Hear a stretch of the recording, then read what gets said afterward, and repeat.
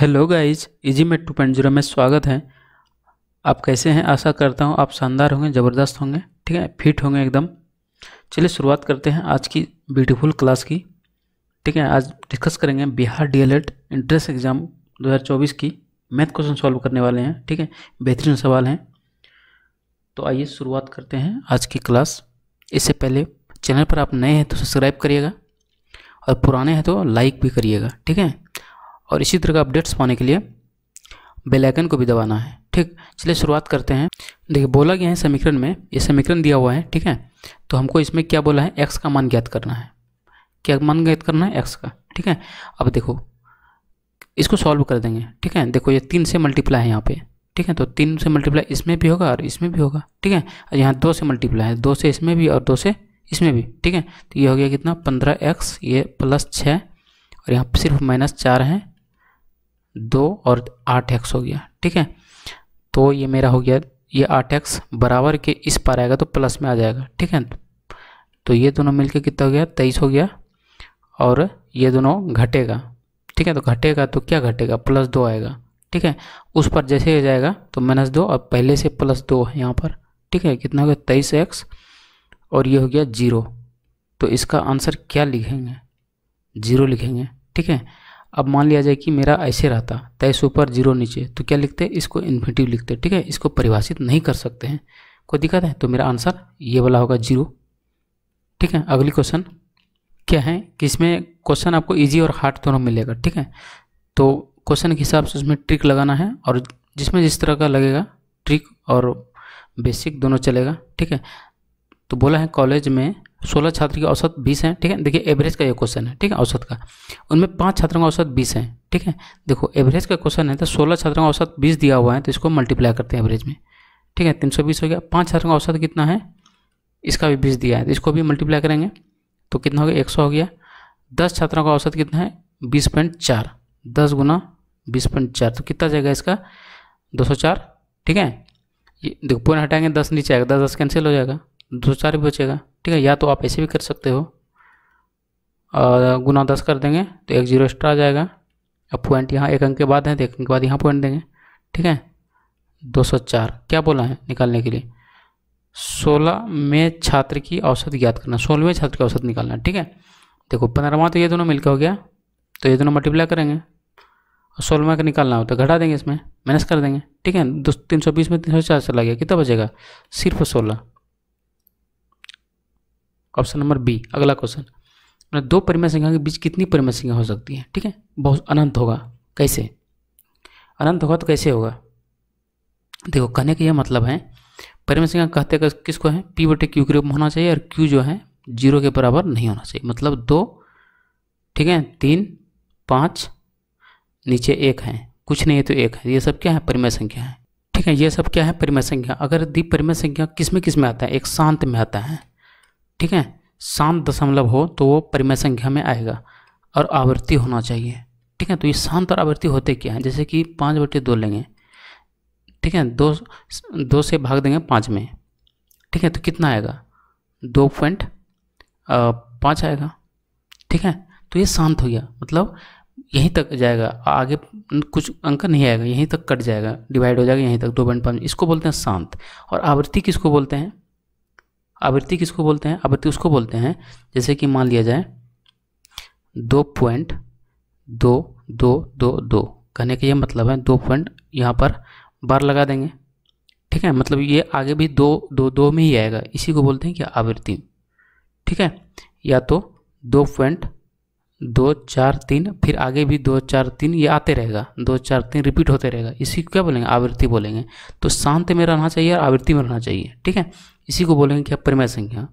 ठीक है, तो अपरिमेय क्या हो जाएगा, अपरिमेय ये वो हुआ मेरा आवृत्ति हो गया, अब अपरिमेय हो जाएगा मेरा क्या, अशांत अनावर्ती। अनावर्ती मतलब क्या हो गया, अनावर्ती मतलब हो गया जैसे कि 2 पॉइंट लेंगे, ठीक है, 3 0 ले लेंगे, 2 5 1 7 8 कुछ भी, ये ना चलते रहेगा, कभी रिपीट नहीं होगा, है कि नहीं, ये जो है रिपीट नहीं होगा। और यहाँ पर क्या है, रिपीट है, यहाँ पर रिपीट है, तो इसी को अशांत अनावर्ती बोलते हैं। ठीक है, तो ये था परिमेय अपरिमेय। तो मेरा आंसर, और ये क्वेश्चन की ओर चलते हैं। देखो क्या बोले 2 परिमेय संख्या के बीच, जैसे कि मान लो 2 और 3 लेंगे, ठीक है, ये दोनों के बीच कितना परिमेय संख्या होगा, देखो बहुत सारा होगा। 2.1 ले सकते हैं, है कि नहीं, 2.2 ले सकते हैं, 2.1 2 3 ले सकते हैं, 2.1 2 5 6 कुछ भी ले सकते हैं। ये ना अनंत लिख सकते हैं इसको, ठीक है, अनंत लिख सकते हैं, तो इसलिए कहा गया है कि अनंत होगा, ठीक है। अगली क्वेश्चन बोला है एक मिश्र धातु में जिंक कॉपर आयरन के भार का अनुपात कितना है, 3:5 है, ठीक है। 72 kg भार वाले मिश्र धातु में आयरन और जिंक का भार के बीच का अंतर निकालना है, ठीक है। देखो 72 kg भार वाले मिश्र धातु में आयरन और जिंक का भार निकालना है, ठीक है। देखो कहने का मतलब है यहाँ पर हो गया कॉपर, ठीक है, जिंक कॉपर है, पहले जिंक है कॉपर है, उसके बाद आयरन है, ठीक है। ये 3 है, ये 5 है, ये 4 है, अनुपात में दिया गया है, ठीक है। अब अनुपात में दिया तो एक्स ले सकते हैं, ठीक है। हम बोला क्या है 72 kg भार वाले आयरन क्या है ये वाला, तो ये 4 लेंगे, ठीक है, और सबको ऐड करेंगे, ठीक है, कितना हो गया 12 और टोटल है 72, ये हो गया 6, यानी कि 24 होगा किसका, आयरन का, ठीक है। जिंक का फिर इसी तरह निकालेंगे, 3/12 गुना 72 कितना हो गया 18। अंतर पूछा है, घटा देंगे, ठीक है, तो घटा देंगे, कितना आ जाएगा 6 आ जाएगा, ठीक है। Option number D. अगली क्वेश्चन देखो, उस बिंदु का निर्देशांक ज्ञात कीजिए जो बिंदु -1 7 और 4 -3 को मिलाने वाली रेखाखंड को 2/2:3 के अनुपात में विभाजित करता है, ठीक है। देखो इसको क्या करना है, इसमें विभाजन सूत्र लगाना है, किसमें, विभाजन सूत्र। क्या होता है विभाजन सूत्र, ठीक है। जैसे कि यहाँ फिगर पहले बना लेंगे, ये फिगर पहले, ठीक है, यहाँ पे ले लिया ए, यहाँ पे बी, ठीक है। तो एक कितना है -1 और 7, ठीक है, ये 4 -3 और ये 2:3 में विभाजित कर रहा है ये पूरे रेखा को, ये 2 और ये 3, ये जो 2 3 है ये m हो गया, ये n हो गया, ठीक है। अब हमको यहाँ पे कोई पी क्यू आर कुछ भी ले लेंगे x y, यानी कि x और y का मान हमको चाहिए, ठीक है। जब भी विभाजन सूत्र लगता है तो उसमें x y का मान हम निकालना पड़ता है, उसमें m1 x2 plus n x1 बटे m प्लस n, ठीक है। y बराबर क्या हो जाएगा, सेम रहेगा, सिर्फ x2 जगह पर y2 और x1 की जगह पे y1, m प्लस n। कोई दिक्कत, देखो इस पर पुट करना है तो m का मान तो 2 ही होगा, x2 क्या हो गया 4 हो जाएगा, ठीक है, प्लस n का मान 3 और गुना -1, ठीक है, और 2 + 3। कोई दिक्कत है, ये कितना 8 हो गया ये दोनों मिलके, और ये 3 हो जाएगा माइनस में, तो ये घट के सिर्फ 5 और नीचे 5, तो कितना हो गया 1 आ गया। अब इस पर पुट करेंगे, वो भी सेम रहेगा, y2 क्या हो गया -3 प्लस n का मान हो गया 3 और y1 कितना हो गया 7, तो ये हो गया 2 + 3, तो ये कितना हो गया दोनों मिलके -5 और प्लस 21, तो ये घट के कितना आ जाएगा 15 आ जाएगा, ठीक है। और यहाँ 5 3, तो मेरा आंसर क्या है 1 और 3, ये x का मान, ये y का मान, ठीक है। अगली क्वेश्चन शुरुआत करते हैं। बोला कोई धन निश्चित दर से 3 वर्ष में 2 गुना हो जाता है तो वह राशि 12 वर्ष में कितना गुना हो जाएगा, ठीक है। इसे 2 तरीके से मैं बताऊंगा इसको, तो क्या है एक शॉर्ट ट्रिक से बताएंगे, ठीक है। देखो क्या लेंगे, n1 - 1 n2 - 1 बराबर t1 t2, ठीक है।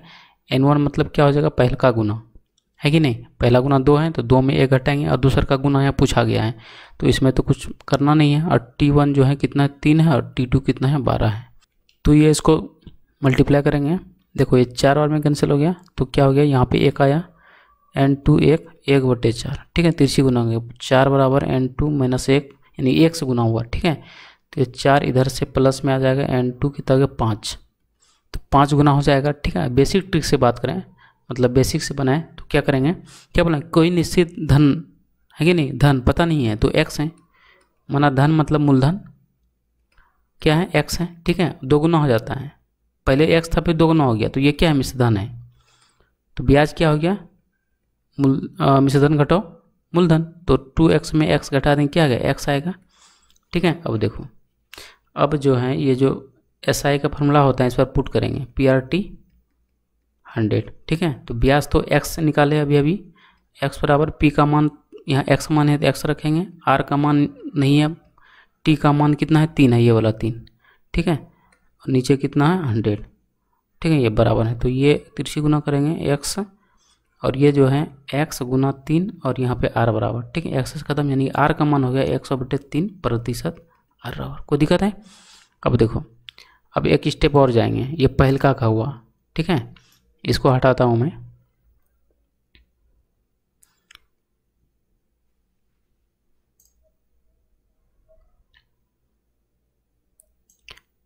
देखो ये पहलका का है, अब यहाँ से फिर स्टार्ट करेंगे इस जगह से, ठीक है। फार्मूला सेम रहेगा, ये वाला फार्मूला लगेगा, ठीक है, फार्मूला ये वाला लगेगा।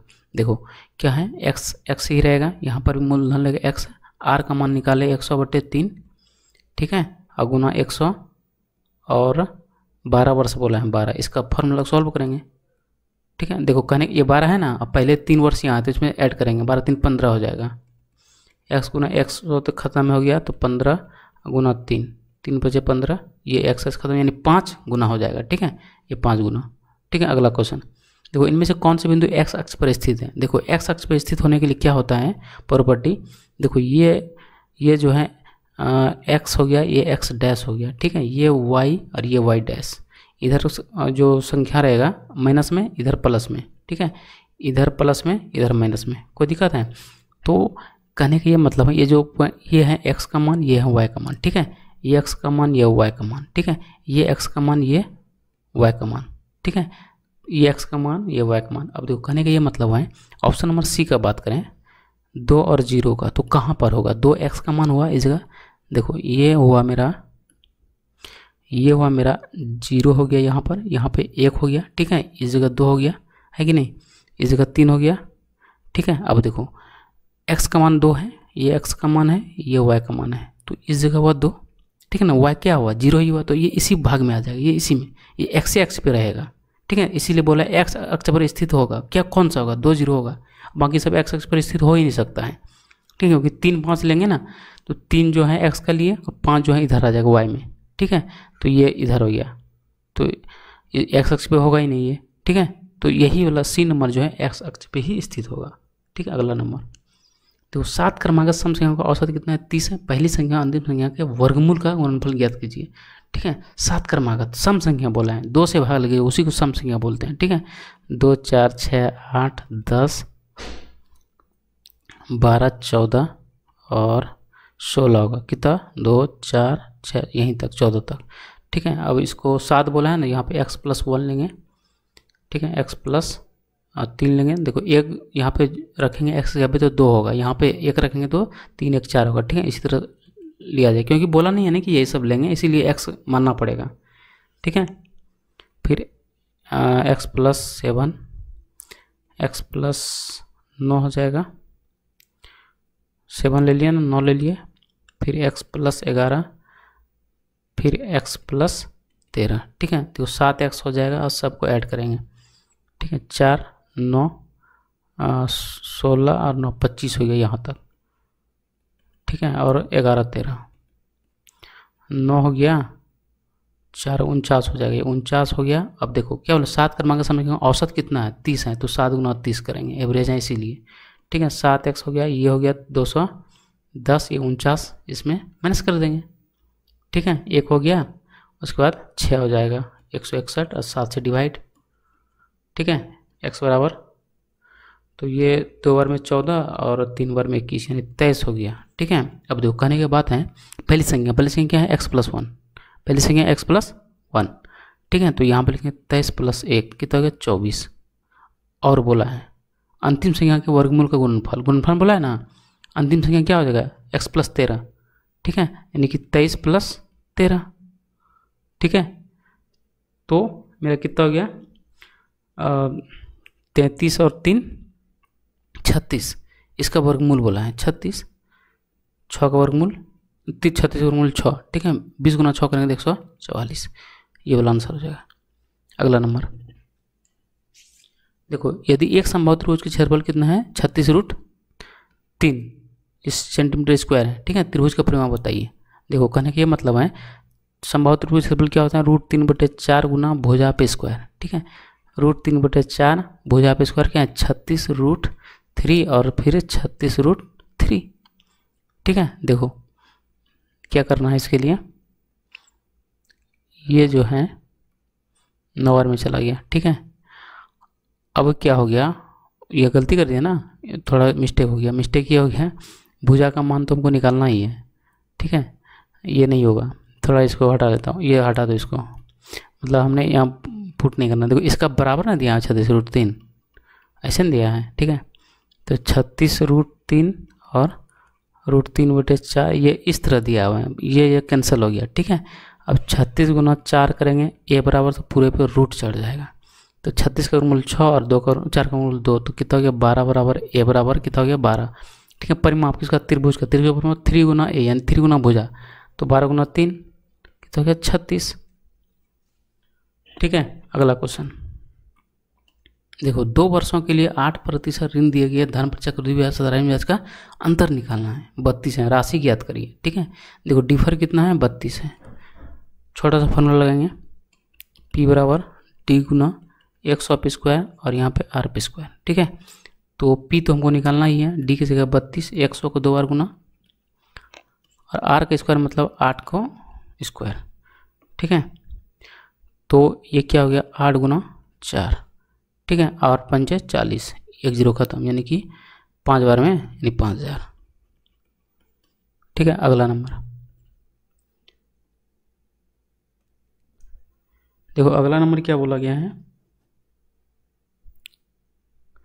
देखो बोला एक मीनार की ऊंचाई 200√3 मीटर है, उसके पाद बिंदु से 200 मीटर की दूरी पर स्थित एक बिंदु से उसके शीर्ष का उन्नयन कोण ज्ञात करना है। शीर्ष का उन्नयन कोण, ठीक है। उन्नयन कोण मतलब क्या होता है, ये होता है उन्नयन कोण,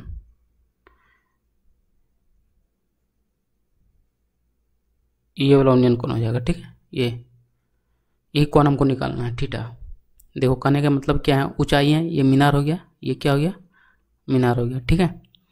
इसकी ऊंचाई कितना है 200√3, ठीक है। और ये पाद बिंदु यानी कि ये वाला बिंदु है पाद बिंदु, ये है 200 मीटर, ठीक है। अब शीर्ष का उन्नयन को निकालना है, ये थीटा निकालना है। देखो ये हो गया P, ये हो गया B और ये हो गया H, ठीक है। P भी किसका सूत्र होता है, tan का, तो tan लगेगा, tan थीटा बराबर P/B होता है, ले लेंगे मान, डिटेल में बनाएंगे तो इस तरह से ABC, ठीक है।